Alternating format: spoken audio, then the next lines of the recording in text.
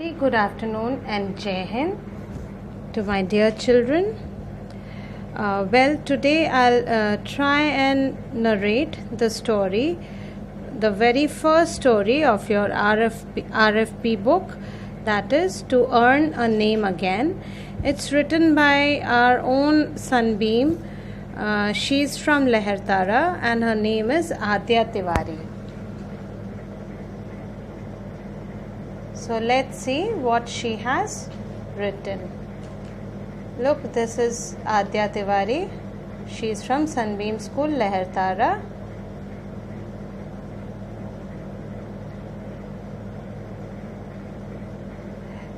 Her story is not the usual one.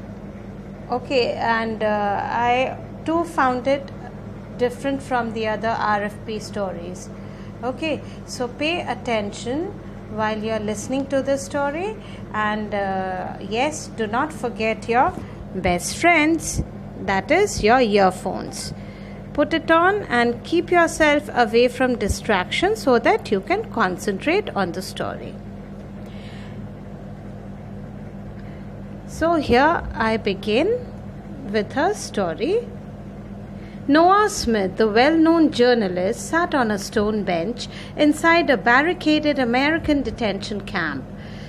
His hands were crossed in his lap and his head was tilted back, eyes closed. The crease on his forehead and the controlled breathing indicated that he was looking for something he wouldn't find that day: peace. He had one of his dreams again. This time, his father tore him away from his mother's lifeless body. He had hated leaving her there, knowing she had saved his life by sacrificing her own. Man is truly a strange being. Put him in poverty, he learns to hope. Put him in pain, he heals. Make him struggle a little more, and he will surely leave you awed. But even he cannot live without two things. And what are they? Freedom and security.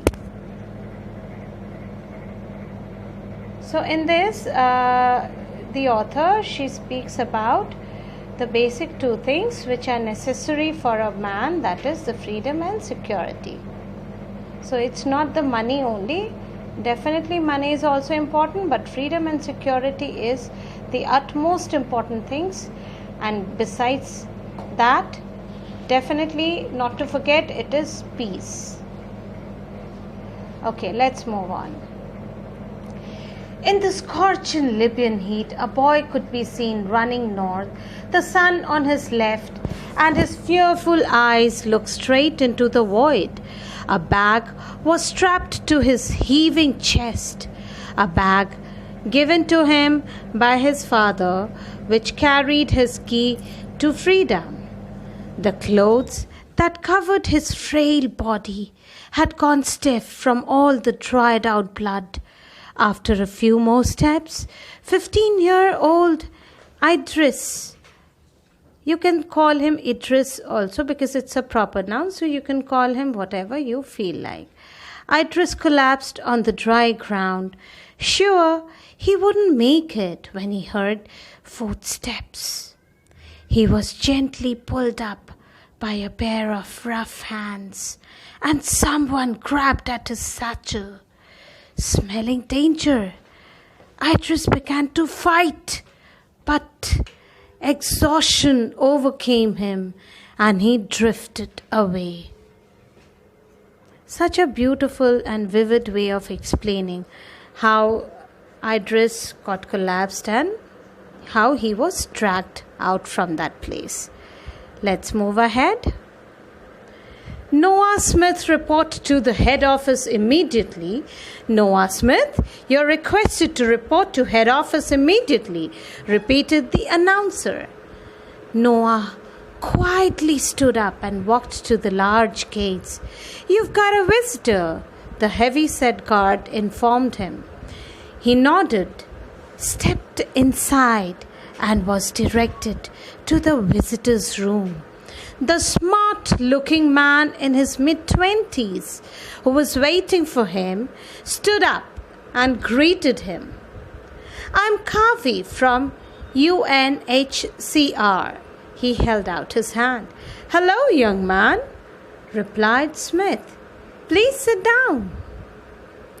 So you see, now there is a conversation between Smith and Kavi. "I must say, you have become quite a sensation. People all over the world want to know you. The UN is willing to set up a school in Mexico for you to teach all those children in safe setups. The world needs more men like you." So here the person who's come from UNHCR is actually appreciating. And appreciating whom?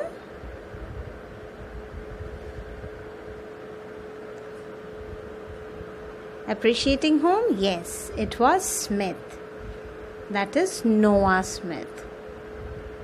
Let's move on. Okay.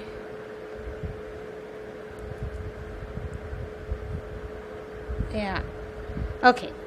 "These cells are filled with men like me. I don't think I can live this way anymore. I respect the nation that gave me shelter, but I can't carry this burden of namelessness on my shoulders anymore," confided Noah. So now here Noah is speaking his heart out, how he feels exactly about this particular thing which he's been doing. "The Libyan government is growing ever more inconsistent. They are willing to deport you to any African country." There was a moment of silence. It was true. If Noah's nationality wasn't discovered soon, he would be deported. So that means till now, Noah's nationality was not known to the world. It was kept, might be, as a secret. It was not disclosed. But yes, his good work, his caring attitude towards the humanity was too much for great applause. Like he was somebody like a celebrity, and the whole world wanted to know who he was, where he was from. All right, let's move ahead. "By the way," said Kavi, breaking the silence, "we know the man who told on you. He used to work with you. We might be able to retract the charges and claim that he lied due to an old grudge." So now this person who had come from that UN, let me just see, he had come from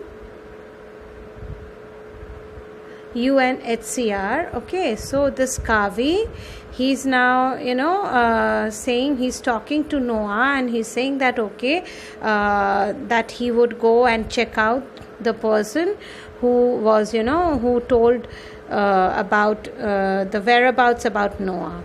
Okay, so he was just in a way he was kidding.